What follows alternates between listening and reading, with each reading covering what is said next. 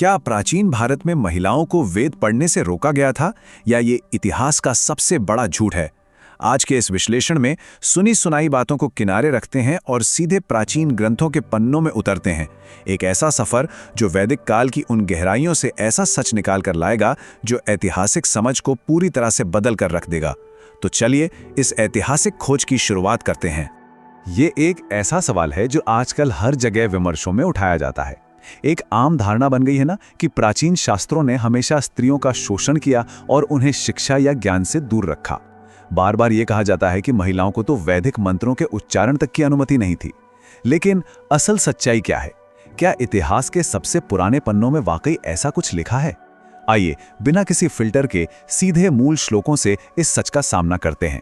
तो चलिए सबसे पहले बात करते हैं ऋग्वेद में समानता की और इन प्राचीन ग्रंथों को थोड़ा डिकोड करते हैं। शुरुआत करते हैं दुनिया के सबसे पुराने उपलब्ध ग्रंथ ऋग्वेद से।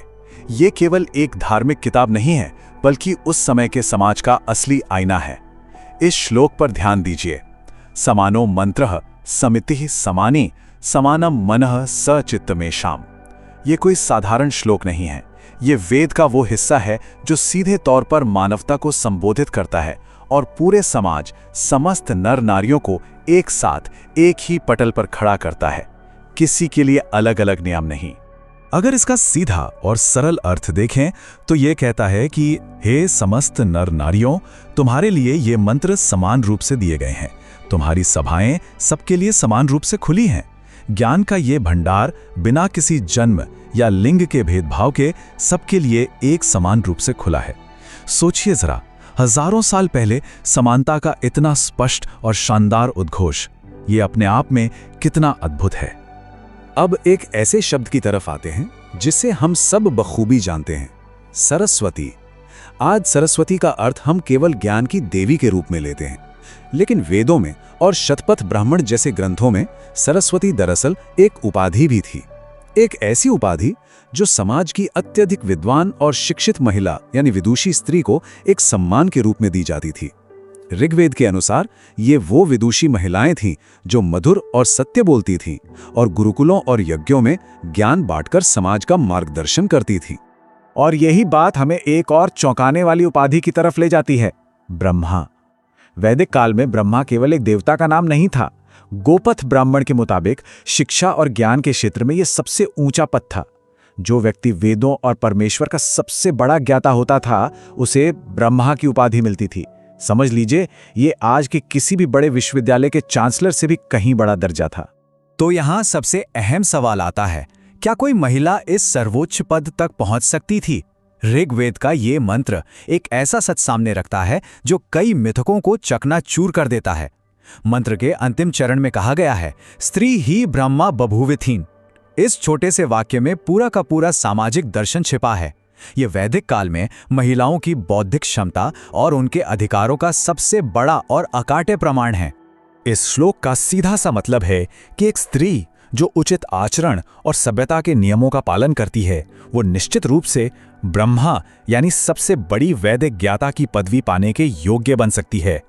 ये बात वाकई रोंगटे खड़े कर देने वाली है। जिस समाज में महिलाओं को सर्वोच्च अकादमिक और आध्यात्मिक पद तक पहुंचने का खुला निमंत्रण दिया जा रहा हो, वहां ये कहना कि उन्हें शिक्षा का अधिकार नहीं था, ऐतिहासिक तथ्यों से पूरी तरह परे है। सिद्धांत से निकलकर अब वास्तविक इतिहास पर आते हैं और बात करते हैं वैदिक विदुषी महिलाओं की, यानी महिला ऋषियों की। ऋषि शब्द सुनते ही अक्सर किसी पुरुष की छवि दिमाग में उभरती है ना? लेकिन वैदिक संस्कृति में और निरुक्त के अनुसार ऋषि वो है जो मंत्र दृष्टा हो, यानी जिसने अपने ज्ञान और तपस्या से मंत्रों के गूढ़ रहस्यों को देखा और समझा हो। और सबसे दिलचस्प बात यह है कि वैदिक काल में कई महिलाएं इस प्रतिष्ठित ऋषि पद पर आसीन थीं। उन्होंने केवल मंत्रों को रटा नहीं, बल्कि उन्हें रचा भी। एक वैदिक महिला के जीवन के मुख्य पड़ाव कुछ इस प्रकार होते थे। पहला, ब्रह्मचर्या, जिसमें वो कठोर अनुशासन के साथ वेदों का अध्ययन करती थी। दूसरा, यज्ञ अधिकार, यानी यज्ञ और अनुष्ठान करने का पूरा हक। और तीसरा, गृहपत्नी, विवाह के बाद एक ज्ञानी मार्गदर्शक के रूप में परिवार को संभालना। और मजे की बात पता है क्या है? विवाह के जिन सूक्तों में इन बातों का जिक्र है, उनकी रचयिता स्वयं एक महिला ऋषि थी, जिनका नाम था सूर्या सावित्री। सूर्य सूक्त का यह विशेष मंत्र विवाह के समय वधू को संबोधित करते हुए बोला जाता है। यह मंत्र बिल्कुल साफ कर देता है कि समाज एक नई दुल्हन से क्या उम्मीदें रखता था। जब एक वधू अपने नए घर में प्रवेश करती है तो उसे एक बहुत बड़ी जिम्मेदारी सौंपी जाती है। और वो जिम्मेदारी क्या है? इस मंत्र का अर्थ है, पति के घर जाओ, वहां की स्वामिनी बनो और सबको अपने प्रेम से जोड़ते हुए तुम ज्ञान और यज्ञ के विषय में उपदेश करो। अब जरा लॉजिक लगाइए। अगर किसी महिला को वेद पढ़ने का हक ही नहीं होता तो उसे शादी के वक्त ये आदेश क्यों दिया जाता कि वो नए घर में जाकर वेदों और यज्ञ का उपदेश दे? उपदेश तो वही देगा ना जिसने गहराई से पढ़ाई की हो। यह स्पष्ट करता है कि वेद पढ़ना केवल एक अधिकार नहीं, एक सामाजिक कर्तव्य भी था। ये लीजिए, यहां उन महान महिला विद्वानों यानी ब्रह्मवादिनियों के नाम हैं जिनका जिक्र सीधे प्राचीन ग्रंथों में मिलता है। घोषा, विश्वारा, अपाला, रोमशा, लोपा और सूर्या सावित्री। इतिहास के पन्नों में गार्गी और मैत्रेयी जैसी महान विदुषियों के नाम भी इसी समृद्ध परंपरा की गवाही देते हैं। ये महज नाम नहीं है, ये वो महिलाएं थीं जिन्होंने वेदों के कई मंत्रों की रचना की थी। ये इस बात का सॉलिड प्रूफ है कि वैदिक काल में बौद्धिक मंच पर महिलाओं की उपस्थिति कितनी मजबूत थी। अब बढ़ते हैं यजुर्वेद और अथर्ववेद की ओर और देखते हैं कि क्या वहां भी ये समानता मौजूद थी। क्या यह समानता सिर्फ ऋग्वेद तक सीमित थी? बिल्कुल नहीं।